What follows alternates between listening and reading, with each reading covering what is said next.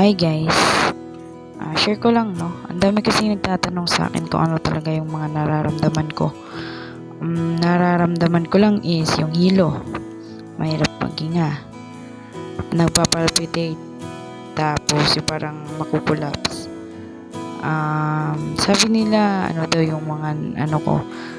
Ang una ko pong doktor is acid reflux. Pangalawa kong doktor is GERD. Pangatlo, pang-apat, pang-lima. Doon na ako nagpapa-ECG. Ang dami ko na din mga mga manggagamot na pinuntahan, mga albularyo. Dami ko na din pinuntahan.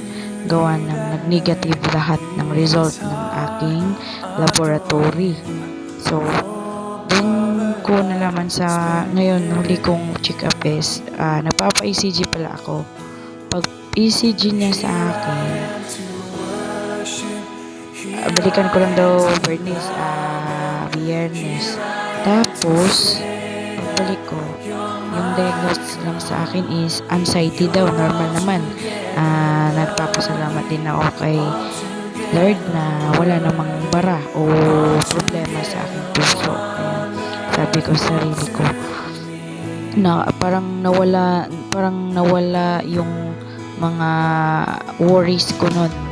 Kaya parang nag-relax yung utak ko sa dami kasi nga lakas talaga ng palpitation ko o aabot na sa hindi ka makahinga, gano'n. Tapos dun inano niya ako na may anxiety, nervous at GERD ako. Kaya yun, ang dami kong nararamdaman talaga. Pero inyo, matakot na akong kumain ng kung ano-ano, gawa ng matakot ako baka mag-trigger yung mga nararamdaman ko.